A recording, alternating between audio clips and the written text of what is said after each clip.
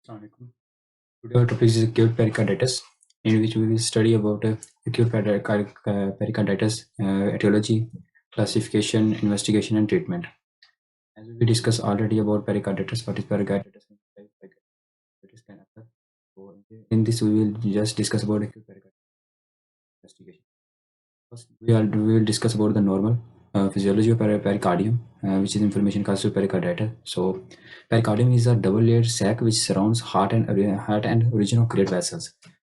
The main important function of the pericardium is to prevent over-distension of the cardiac chamber. It places heart in stable position in the mediastinum.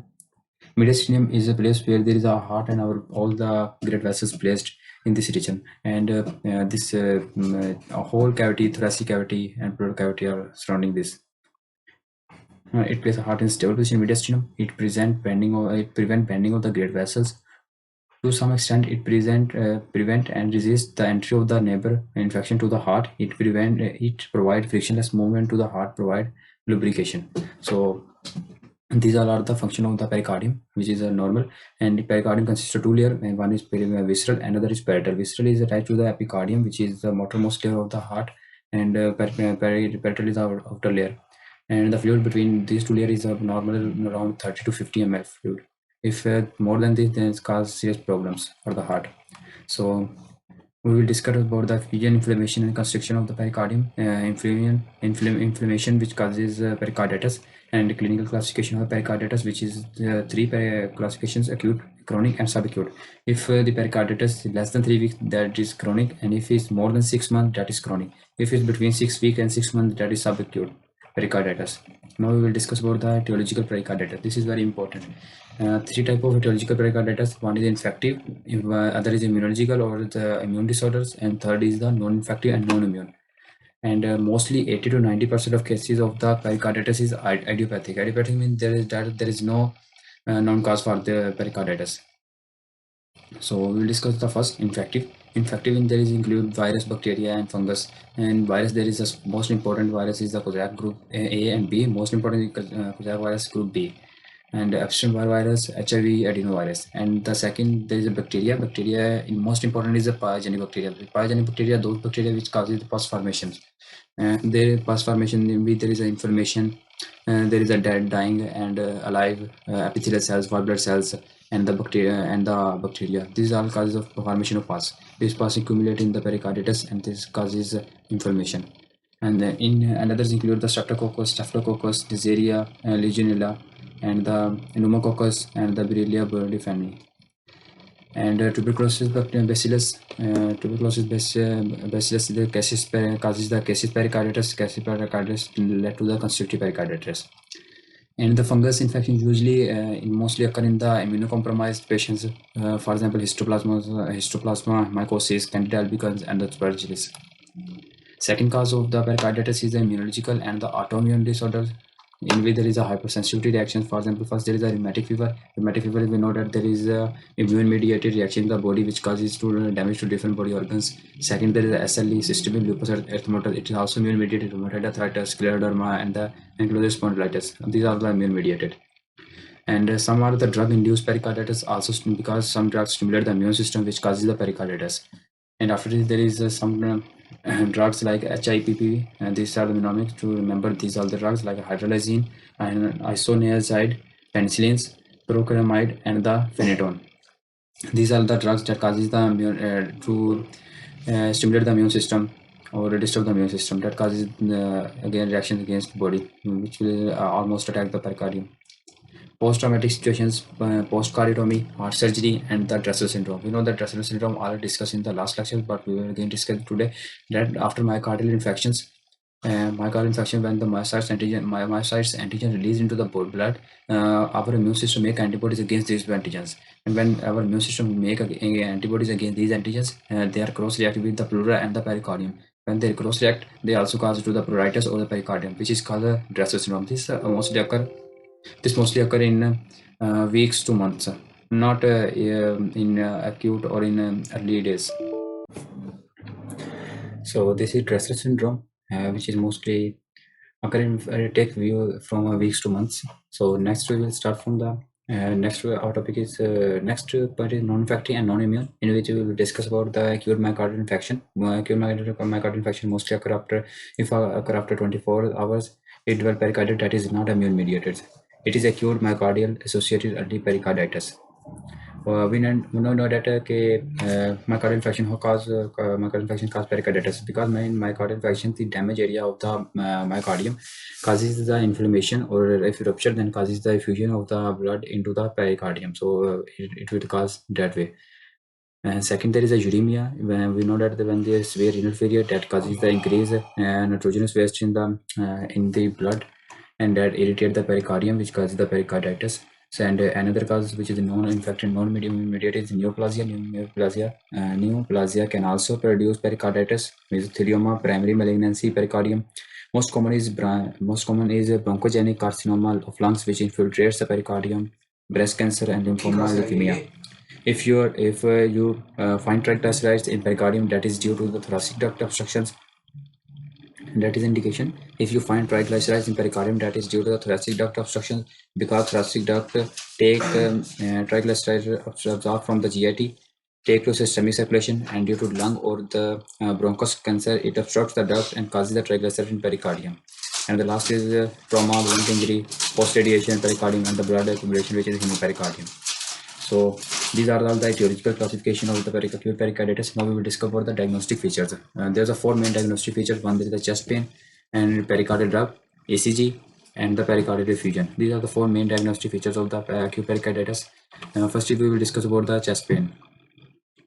Chest pain, we must differentiate the chest pain of the pericarditis with the myocardial infection, ischemic disease, or the pleuritis. First, differentiate the myocardial infection is pericarditis is the central chest pain. In the pericarditis, there is a central chest pain, retrosternal left pericardial pain. There is a sharp stabbing localized pain. It aggravates on deep breath and deep inspiration, on coughing like pleural pain, on laying down or in the front, leaning front, it will reduce. And in supine position, it also increase. In opposite, when there is a myocardial pain is central chest pain, pericardial pain. Myocardial is dull, while the pericarditis is sharp pain. Dull diffuse pain in myocardial, and sharp stabbing pain is pericarditis pain. Dull diffuse, it is constriction, pressure on the weight on the chest, does not have effect on the coughing and breath, does not depend on the posture. For example, pericarditis pain decrease when we leaning forward, or when we will change our posture, while the myocardial infection pain cannot relieve on the change on the posture, or while you stop breathe or not. And now we'll differentiate the pericarditis pain with the pleuritis pain. If you hold your breath and pain disappear, it is pleuritis pain. And if you hold your breath and pain still occur, then this is pericardial pain. Pericardial pain also radiate to arm or jaw. It is due to the myocardial inflammation. For example, if the patient of the pericarditis due to the myocardial infection, in myocardial infarction, then this pain radiate also to the left arm and the jaw. So radiation is not a diagnostic feature unless pain occur at the scapular angle or trapezius region, because it at this pericarditis irritate phrenic nerve that is clear symptom pericarditis. So we should also measure other parameters to check the pain. For example, if the pain occur at only left arm and the jaw, that is myocardial infection pain. If it also occur at the left arm, jaw, and radiate to the back of the scapular angle, then this is pericarditis pain due to the myocardial infection pain. And if it is a relief on the leading forward, then this is pericarditis. If it is a sharp, it is a diffuse and dull pain, that is myocardial infection pain. So now we differentiate the ischemic pain. Ischemic pain in chest radiate to the arm, jaw, to the neck, to epigastric, to the back, or may not radiate, may felt in only an area of heart. So we must differentiate the pericarditis pain with the pleuritis pain, myocardial infection pain, and the ischemic pain. After this, we know the biomarkers of the myocardial injury, that is troponin and CKMB. If these increase the troponin and the CKMB and change the ST segment, and only those leads which are on the myocardial side, that is the myocardial infection. For example, we must measure the biomarkers, which is the troponin and the CKMB. If their level is increasing with time, so and on the chest there is on the ECG also a diagnostic feature. So, but if the most of the leads the chest ST segmentation, a mild increase biomarker, that is the pericarditis. We know that when ECG, we check ECG for pericarditis and the myocardial infection pain. In ECG, if the patient have myocardial infarction, then there is a biomarkers of the troponin and CKMB level increases. And on ECG, only those lead change in ST segment elevation which faces the myocardial infarction. But in pericarditis, most of the lead change in the elevation of the ST segment, and there is not increase in the biomarkers of the heart injury. All pericarditis are not painful, only those which develop acute and severe inflammation. For example, immune-mediated association and the fibrinous, and the painless or pain decreased pain pericarditis, which is the tuberculosis, neoplastic inflammation, post-radiation. They develop very slowly, so they do not cause any pain. Pain is a mixed diagnostic feature to find and go for other features also. First feature to diagnosis is pain, and we must differentiate the pain from the other heart diseases. So second diagnostic feature is pericardial rub. If the patient have pericardial rub, you can hear with the stethoscope diaphragm. Stethoscope have two part, bell and the diaphragm. Bell for soft sound and the diaphragm for the scratchy hard sound. So we must hear with the diaphragm at the fourth rib, fourth mid-clavicular line, fourth intercostal space mid-clavicular line. We must hear that there is a distant muffled sound that indicate, and there is a scratchy leathery sound that indicate that the patient has the pericarditis. Present in almost 80% of patients, this rub sound produced when inflammatory surface rub. This sound like leathery scratching. Best heard when leaning forward, patient at lower left sternal angle and at the end of the expiration. So this sound best heard at the end of the expiration and when at the lower sternal angle. Differentiate between the pericardial rub and there is the pleuritis rub. Pericardial rub only on the lower sternal angle and the continues with the hold breath. For example, it continue with breathing and it occur at the low. We can hear at the low sternal angle, but the pleuritis can only boundary of the chest. For example, boundary of the chest, we can hear the pleuritis rub and the stop with the hold of breath. When you stop breathing, pericardial pleuritis rub will also stop. So we must differentiate these pericardial rub and the pleuritis rub. Third diagnostic feature is ECG, very important. In ECG, we must differentiate the pericarditis with the myocardial infarction ECG. In first, you know about the normal ECG. We know that the P, Q, RS, and T segment. There is not a normal. I can show you, but we must see that there is a saddle elevation of the ST segment, like this. For example, there is a PR segment also depressed in pericarditis ECG. PR segment also depressed, and there is a saddle segment ST segment elevation in this shape, and the sudden decrease to the normal and to the non-electric isoelectric line. But when we see the myocardial fraction of the myocardial fraction ECG, we must see that there is a saddle ST segment elevation. There is also ST segment elevation, but there is a depressed ST segment elevation, and these changes in the ST segment elevations. So we must differentiate these two on the ECG. That this is pericarditis and this is myocardial infarction. Because pericarditis is widespread, so it may be led to the arterial inflammation. We can see that this pericarditis is also covered the atria, so it also causes to atrial inflammation. So atrial inflammation causes to PR segment depressed. ST segment elevation in most of the leads except AVR and V1. In ECG, we see most of the leads. You see that ECG there is a multiple ECG waves. We see on the ECG results when most of the ECG wave have the ST segment elevation, that is pericarditis. But if there is a myocardial infarction, only those leads which face the myocardial infarction or the injured area of the heart, they will have these ST segment elevations. Myocardial area got injured and replaced by scars. So another marker is that when we check the patient again and again after a few days, we see that the myocardial infections ST segment remain shorter elevation. For example, myocardial infarction replaced by scar, the ST segment remain normal, but in the pericarditis, ST segment remain same. And the last fourth option is pericardial effusion. Pericardial effusion is the accumulation of fluid into the pericardium. First three markers are the chest pain, pericardial rub, and ECG, which are the diagnostic features. And the last one is the pericardial effusion. As more fluid in the cavity, layers will separate, so no rub. When there is a pericardial effusion, we say that there is no pericardial rub. When lot of fluid, then less of the exhibit. After pericardial effusion, heart shall symmetrically increased. For example, there is a heart. As the pericardial fluid increases, this pericardium cavity increases with time, and this increases symmetrically, as same as the heart increases.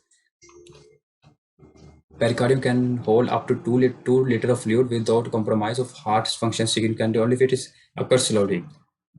For example, normally pericardium cavity has a normally fluid of 30 to 50 ml, but when there is a chronic or there is a slowly inflammation or slowly effusion of the pericardium, it can accumulate 2 liter fluid. But if it occurs rapidly, then it is only 200 to 3 ml fluid, which causes the compromise of the heart functions.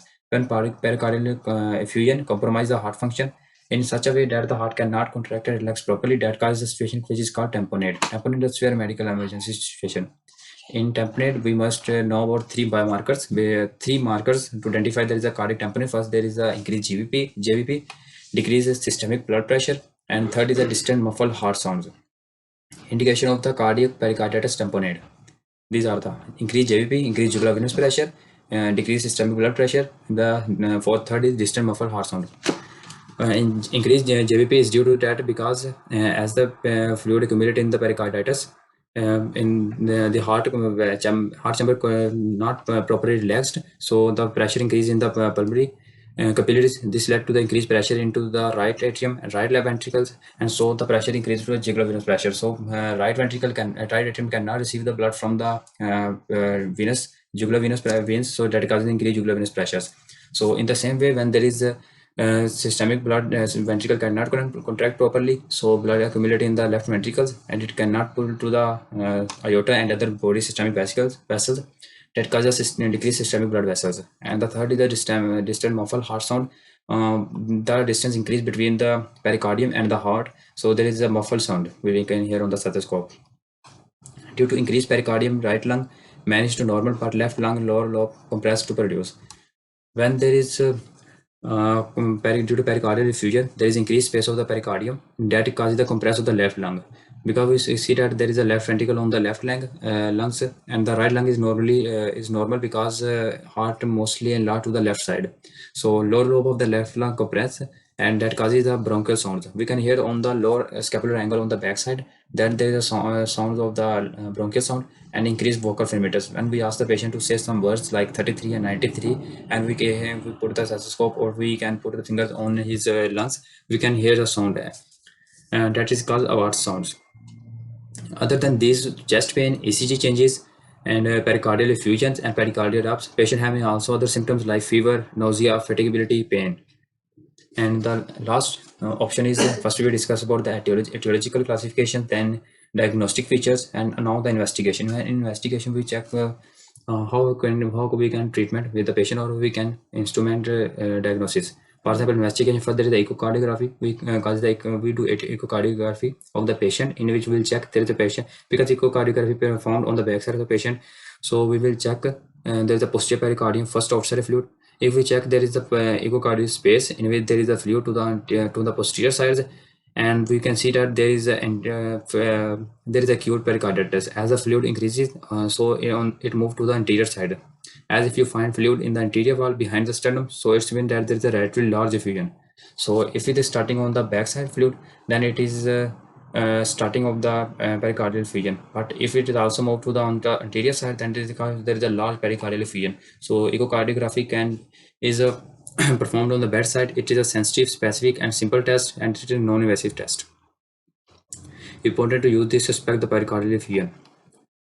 Second, there is a lab test. In lab test, we will check the markers like ECR, ESR, CRP, and the total leukocyte count. These are the checking information for the, if there is increase here, that it means that there is an inflammation in the body. C-reactive protein which is released by the liver during inflammation, then total leukocyte count, that there is inflammation or there is some infections. So we must also perform the lab test because it is very important. If you treat the patient, you must check that there is your treatment is working or not. So with the treatment, you also again and again check the ECR and CRP and total leukocyte count. If their number is decreasing, then you can show that your treatment is right. After this, third is chest X-ray, which in chest X-ray we will see there is the heart location, position, and how it enlarged from its normal size. Urea and electrolyte test to detect if there is cause or not, because renal failure cause uremia and cause pericarditis. So we can also check the urea and electrolyte test or the kidney function test that there is kidney failure or not. And now we start the treatment. First treatment is symptomatic relief of pain. And second, treatment underlying pain cause, for there is a bacteria or virus, or there is a idiopathic. Third, there is a continuous monitoring of patient for developing complications. Fourth, treatment is NSAIDs NSAID is very important with ibuprofen, aspirin, and we must not give NSAID in the empty stomachs. Usually mild to moderate. Given in the mild to moderate pericarditis, responses very well to the NSAIDs. NSAID is very important and responsive drug to the acute pericarditis. But we mostly avoid NSAID when pericarditis due to the recently myocardial infarction, because that interfere the healing process of myocardium and cause rupture it. We must not give NSAIDs if the patient have myocardial infarction recently, because if the healing of the myocardial infarction is not completed properly, NSAID will interfere with the myocardial infarction healing, and it will cause a rupture of the myocardial infarction and cause hemopericardium. Second treatment is if NSAID is not working, then we will give colchicine. Colchicine, which is the chemical drug which will bind to the protein tubulin. We must know that what is tubulin. In the neutrophils, we know that the neutrophils come to the inflammation side. So in the neutrophil, there is a tubulin proteins. In which direction neutrophil want to move, they organize or they polymerize the tubulin protein in that way, and the neutrophils start moving in direction, which is called chemoattractive movement maybe. So colchicine causes interfere with the tubulin protein and causes the failure of the tubulin polymerization. So neutrophil cannot move to the inflammation side. So in this way, the colchicine decreases inflammation. If first we will give NSAID. If NSAID is not working, then we will give colchicine. Colchicine also working, then we will give steroids. We must avoid steroids, but if NSAIDs and colchicine is not working, then we must give steroid to stop inflammations. And if further steroids is not working, then we must give powerful immunosuppressor, which include methotrexate and the cyclophosphamide. Cyclophosphamide method is a powerful immunosuppressor drug which will suppress the immune system and stop inflammation. If all these failed, first NSAIDs, second colchicine, third steroid, fourth immunosuppressant drugs. If these all four drugs are failed, then we must remove pericardium, even if constrictive pericarditis, because if all these drugs fail to stop the pericarditis, then this acute pericarditis become constrictive pericarditis, which will cause the compromise the function of the heart. So we must remove the pericardium before it causes constrictive pericarditis. At the end, there is a uremic pericarditis.